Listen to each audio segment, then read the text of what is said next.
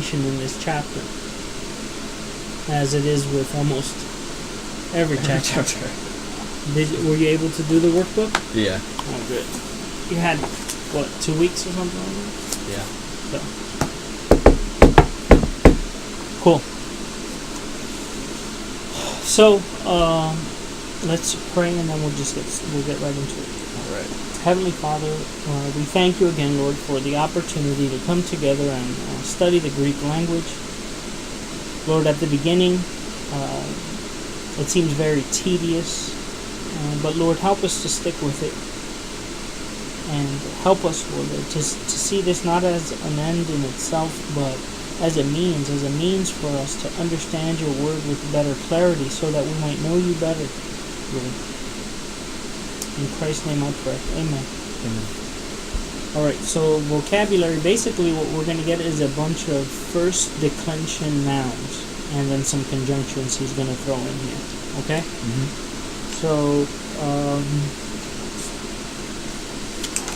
that's a lot of fun. Before we get into the first declension noun, he talks about Greek word order and initial conjunctions. So, is Greek word order similar to English, where you have a consistent pattern, where you have your subject, your verb, and your objects? Is that the way that Greek is? No. He explains that it's kind of got like a default of verb, subject, object, but it's like really fluid. So there's this fluidity, right, in the language, where you don't necessarily have to have that particular order, although that might be the default order, right? So, what are some of the when this default order is not followed? There are 3 things that the author may be trying to indicate. So an easy way to remember this, and this is primarily when you're, you don't need this for reading per se, but when you're interpreting, it becomes important. And other people describe it different ways. He's following, I think Stephen Levinson is the guy's name, who's a linguist, and he's been trying to apply linguistics to New Testament. So, but 3 things, right? And you can remember it, kind of trying to do it alphabetical order, EFF. Okay. Right? Emphasis. Mm-hmm. Emphasizing something in the particular sentence there. Right? Something in this particular sentence for this context is being emphasized. Right? Fronting or backing or lacking or right, anything like that. Next, so you have EF. So emphasis. Framing. Right? Oh yeah. Yeah, where a particular topic or person is being put into focus.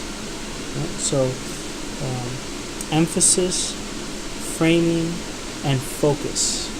Focus has to do with a particular topic that might be emphasized, or that might be highlighted.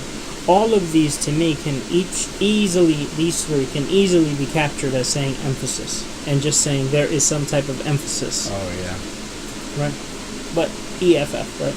Emphasis, focus, framing, right? Which at the end of the day is, when you don't see the standard word order, or the default word order, which is actually conjunction, verb, subject, object, and modifiers in there, then there's some kind of emphasis, right? And context clues you in on that. Is the difference between those 3 basically just how specific the emphasis is? Yeah, kinds of emphasis. And linguists use, and particularly the linguist that he's following, Stephen Levinson, uses that terminology, right? To distinguish the different kinds of emphases. The different kinds are either more or less specific, like emphasis, the E is like, one particular word. I wrote it in my workbook. In a certain way.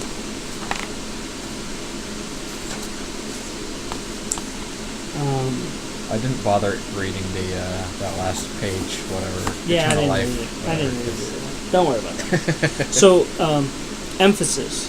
there is important information in the sentence.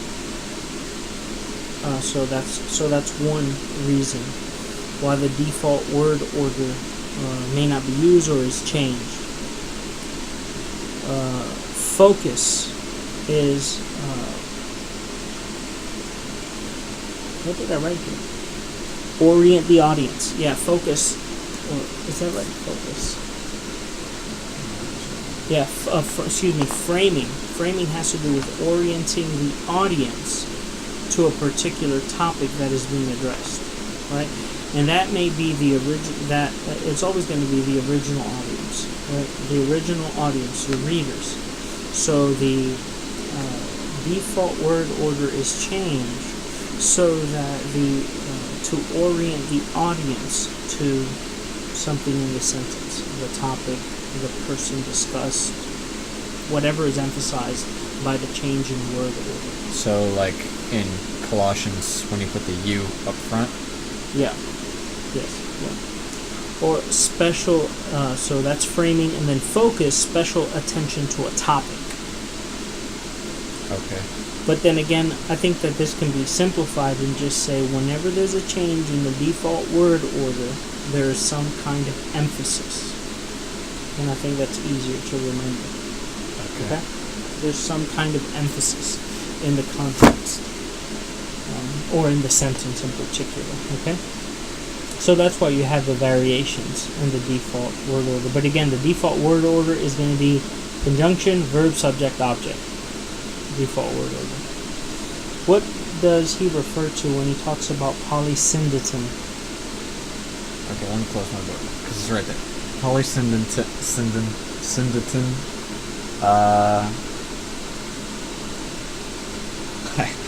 If you say it, I'll recognize it. The but I use can't of coordinating conjunctions, right? In Greek, you're going to have a lot of coordinating conjunctions and conjunctions that begin sentences. So usually what you'll have is a coordinating conjunction and then the default word order, verb, subject, object. And asyndeton Means is no conjunction. That's found a lot in the Gospel of John and in John's writings, but when you don't see that, you have to kind of think through, well, why isn't there a conjunction here? Right? Alright. So, that kind of stuff is immediately not as useful. I'll be honest with you, because you're not reading 5 or 6 chapters of the New Testament at the same time right now. But it's just good information to have in the future as you're working forward. And it comes up, it's reoccurring.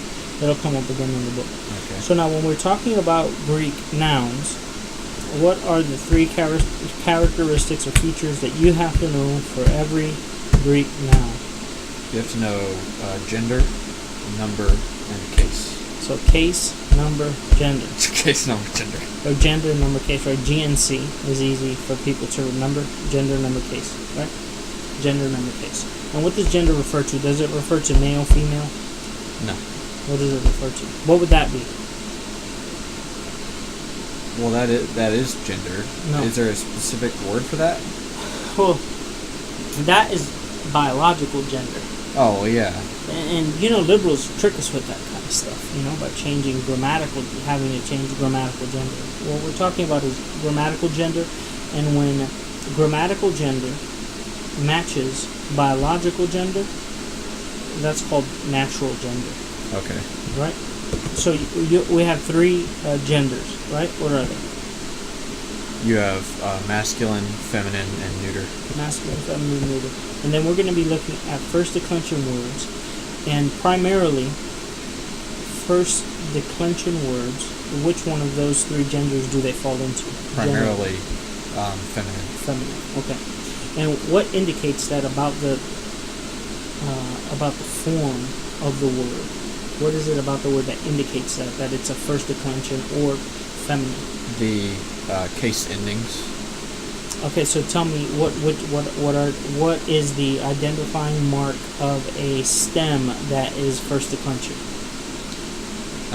So at the end of the word, it'll be etas and alphas that are used. Or you could say A-class vowels. 8 class vowels. Is that in the book? I think so. If not, that's I just don't what it remember that. is. Okay. This coffee is so strong. I'm like super jacked up off of this cold brew. I bought this like 4 hours ago. My goodness, this is like really strong. It's like syrup.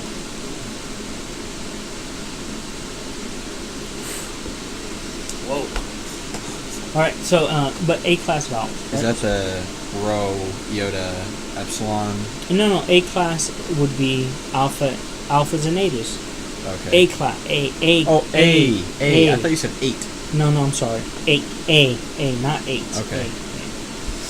So gender, number. What's number? That's pretty easy, right? It's either singular or plural. Singular, plural, communicates easy into English. You understand what that is. How about case? What is case?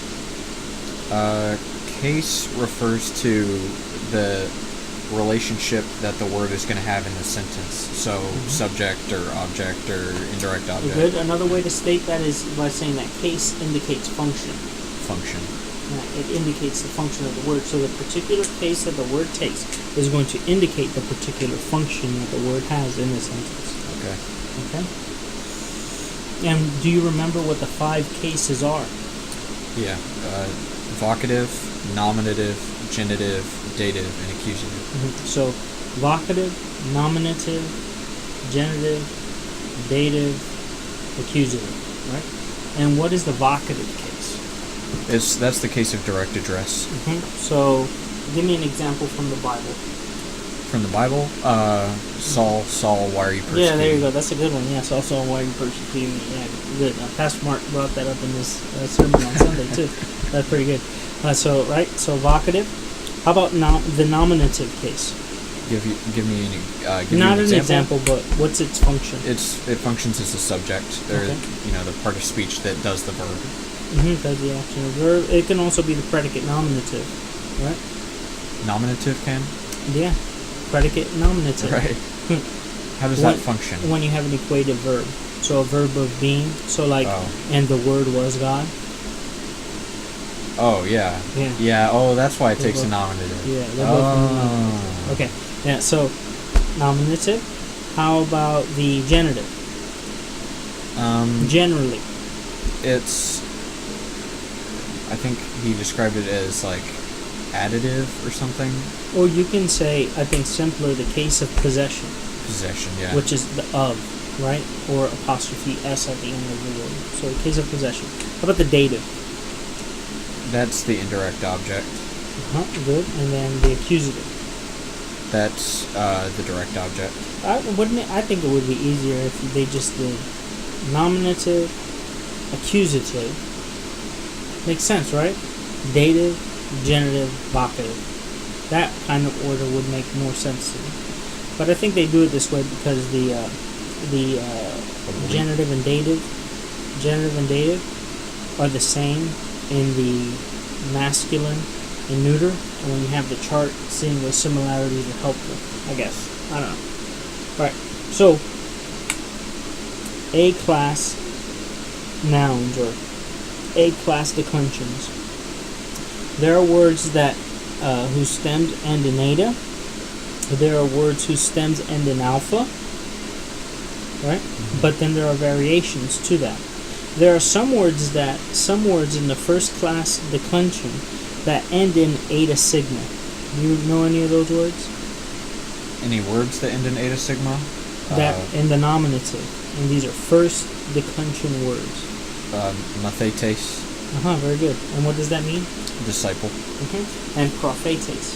and prophetes. All right. And these are nominatives. They're people call them irregular. They're not necessarily irregular. They're just different, right? The only nominative that ends in an eta sigma are going to be masculine, right? Most of the time, yes. Yeah. Most of the time. So you have words like graphe, graphes, graphe, graphane. Then you have words like when you think of a alpha word, chimera, Hemeras, Hemera, Hemeron, right? Then you have words like doxa, doxes, doxe, doxan, right? And then you have your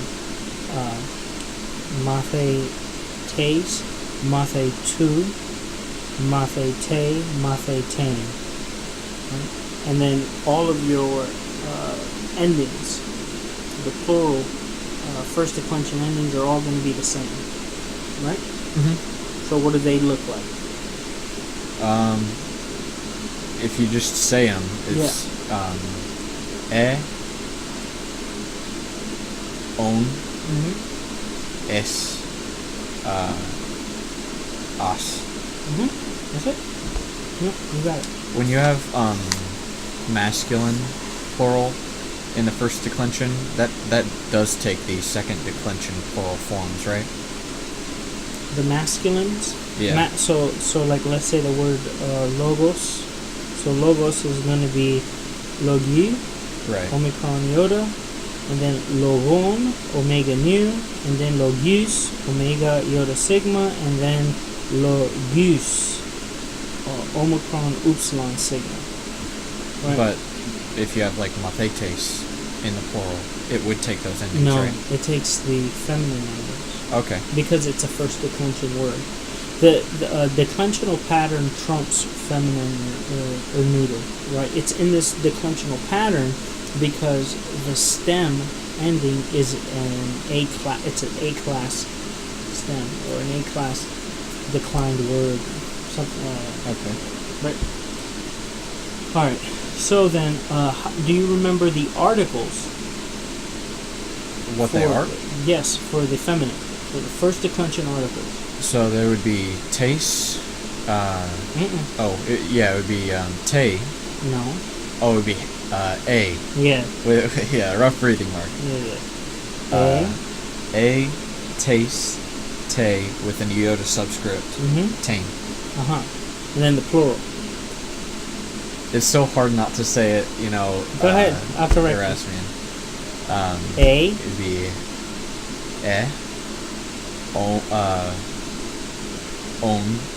tone, tes, tas. There you go. Now, when a noun takes an article,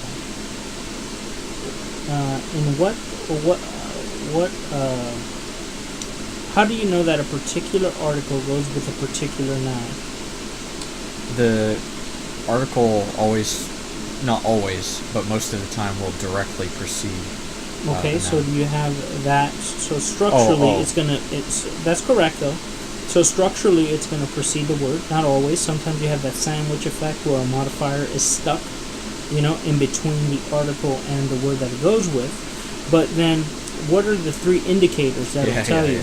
It'll match in gender, number, and case. Yeah. Okay. Yeah. Gender, number, and case.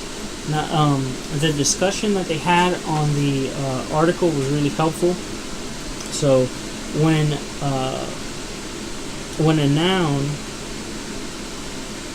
has an article, there are three things that may be indicated.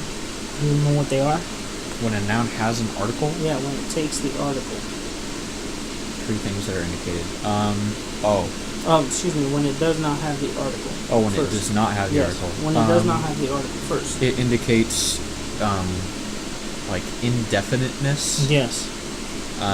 So, give me an example in English. a man walks into the church. Give me an apple. Give me an apple, yeah. Right, just give me an apple. Or a man, right, just a general man. Instead of saying, give me the apple.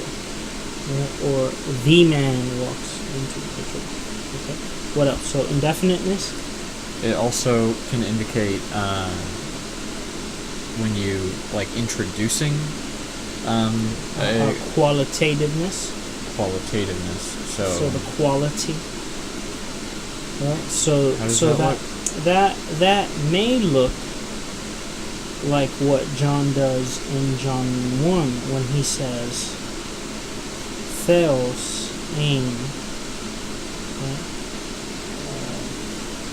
Or Logos. God was the word in that particular order, but you have to reverse it because we know that the subject goes with the article in that kind of construction, and really what you have is a subset proposition, and a word is a subset of this larger category, which is God, and the fact that it doesn't have an article may indicate its qualitative nature, right? Deity, divinity. The word is divinity. The word is divine. And then definite, right? Not having an article sometimes might indicate definiteness, which is which can be a bit confusing, but this happens generally when the noun would take an article, and then you see it without one. So there's something going on there. How would you know that? Use, right? So what does that look like in a sentence? A word would generally take an article. In Greek, in English, you can't really translate that, right? So if you were going to say the man, you can't say man. And it's kind of weird, right? The man walked into the church. Man walked into the church. We don't use that. But in Greek, if a particular, and I don't know if all of these nuances can be applied to every single author in the New Testament, or maybe not even to every single book that a particular author in the New Testament writes. What you have to do really is, on a case-by-case basis, is analyze the text and sort of examine it and see if it does, let's say for instance, John consistently use an article when he's making reference to Jesus. And in this particular context, is he using an article? Right? And that takes a lot of work, you know. But definiteness, because there's a unique reference, right? So to Paul, to Jesus, to Peter, to Saul, to whoever it might be. How about when an article is present? It definitely can mean definiteness. Mm-hmm. You know, it can be used in a way that's, how do you describe it? Referring back to. Anaphoric. Referring back to a previous context where this person appeared, or thing, or whatever. Yeah.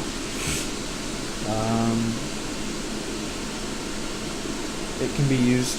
I don't know if this is one of the points that he made, but it can be used with words like life or love, like the love, which we don't really talk like that in English. Yeah, it's particularizes, and it's called a monadic use when it's something like when a person, place, thing, event, or something like that is a well-known entity. You have that. You also have the broad category for like humanity, the humanity, something like that. But then you also have the, it can be used to nominalize or substantivize, right? Oh yeah. So sometimes if you have, and this can be done with different parts of speech, not only with nouns. So like you can have like a prepositional phrase, or you can have a participle, something like that, and if it has an article, it's substantivizing the thing it goes with. And then it can also function as a marker for grammatical construction. When the word is a loan word from another language, like a Hebrew word that is undeclinable, so that you can understand its function in the sentence, the particular term will take an article, right, to indicate its function. I'm going to skip over the primary discourse consideration stuff that he talks about. It's helpful, but at the end of the day, really, arthrous nouns or substantives or anarthrous nouns, that those 2 points that he makes on page 76 are helpful. So he says one should avoid simple notion that the article should always be translated as the. For example, e entole is the commandment, e parabole the parable. In fact, with abstract nouns, faith, hope, love, if present, the article is often not translated in English. For example, e dikeosune is sometimes translated simply as righteousness instead of the righteousness. Arthurist nouns, he makes this point. The lack of an article, the lack of an article may help indicate the quality or essence of that noun. Right? Those two notes on page 76 are helpful. So then translating the cases. Default word order, location is important, discontinuous, continuous elements. We don't need to cover that stuff. Subject, object, translation. And did you look at the part on constituent marking? Did you constituent mark the workbook stuff? That's the only section that I didn't do. Okay. I did like a sentence, but I didn't continue on the rest of them. Okay. Lazy? Being lazy? Yes. Okay. But cool. in a category, it was a category of laziness that wouldn't have been there. So, the laziness is worse than you think. Is what I'm saying. Okay. Because I had 2 weeks, but I waited until today. And so I read the book and did the workbook today, and I ran out of time. Dude. So that's what happened. Alright, that's why all this is kind of fresh in your mind, huh?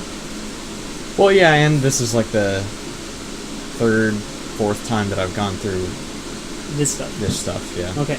So some coordinate. What time is it? It's 6:27. 6 minutes. So we have time. So he gives some important coordinating conjunctions, right? So ke, or kai, ke. And how can this be used, ke? So that can be used to introduce, just to continue the flow of speech.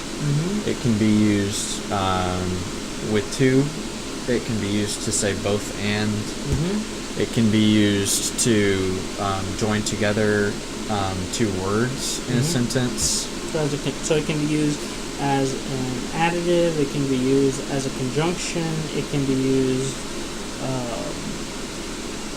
adverbially as an additive.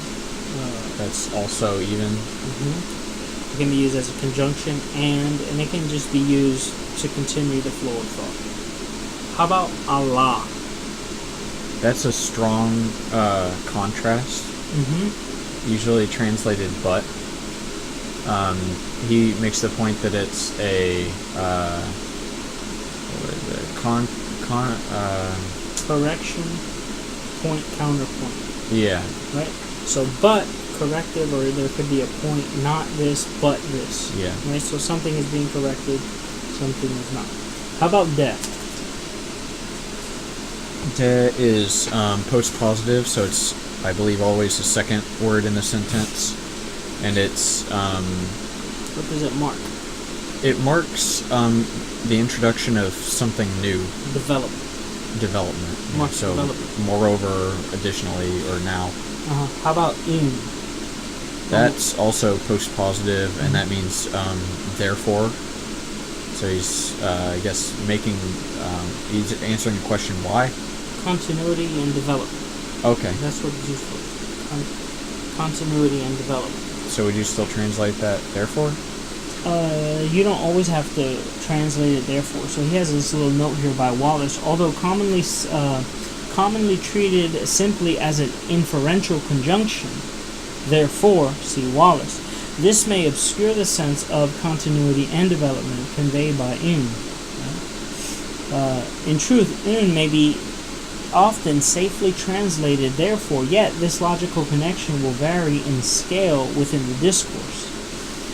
It may signal an inference of a smaller argument, stressing continuity, development, resumption. There's different nuances. Okay. but therefore continuity and development. Okay? Alright, so we're done with that. We're done with that. Is word order flexible in Greek? Yeah. Okay.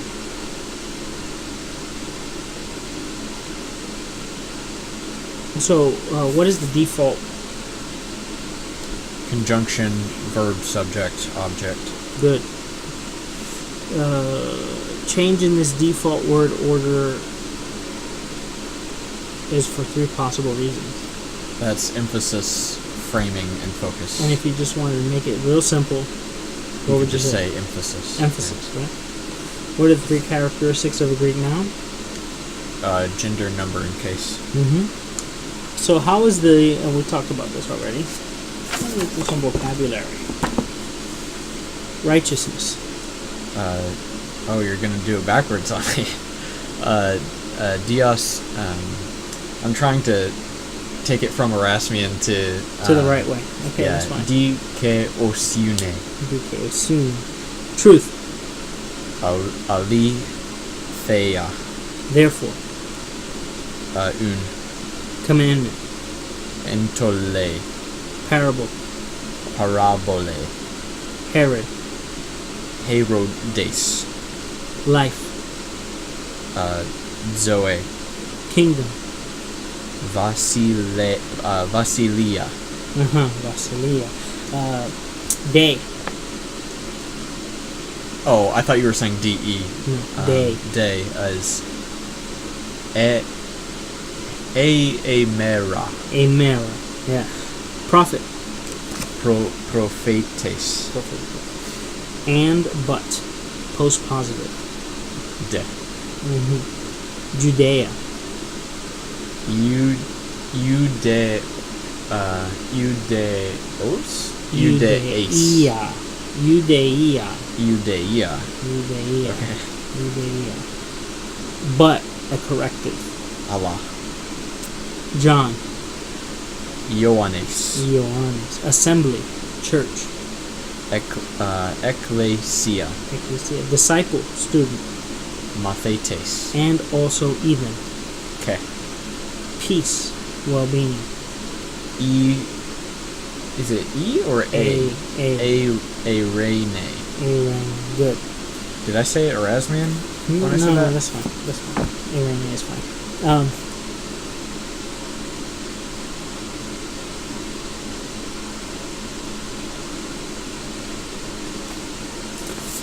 So here, what's the tense, voice, mood, person, number, lexical form, and inflected meaning of this word?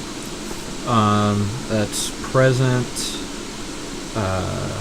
present, active, indicative, second person, plural. Lexical form is blepo, and then the inflected meaning is you see, or y'all see. Or you're seeing. Yeah. Okay. How about this one? Which number is that? This one? Mm-hmm. That's porevete, Mm-hmm. and that's present, deponent or middle passive, indicative, third person singular, from porevome, and the inflected meaning is he goes? He, she, or it is going or goes. Goes. Yeah. Good. And how about this one? That's evriskome, and that's present, middle passive, indicative, and that'll be first person singular from evrisko, and it means I am found. Found. Because the active would be I find. So passive, I am found. How about this last one? That's pimpomen, and that's present, active, indicative, first person plural from pimpo, and it means we send. We are sending. Or we are sending. Okay.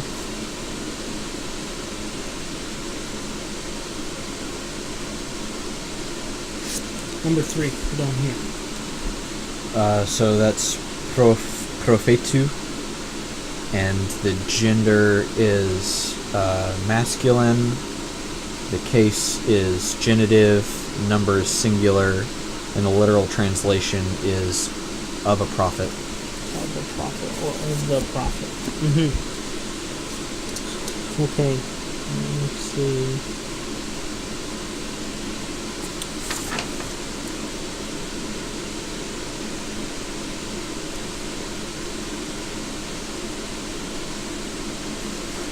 Translate. I'm gonna go to the bathroom. How about that? Okay. Gotta go to the bathroom real quick. I'll be right back. Then we'll translate. I'm pausing it right now.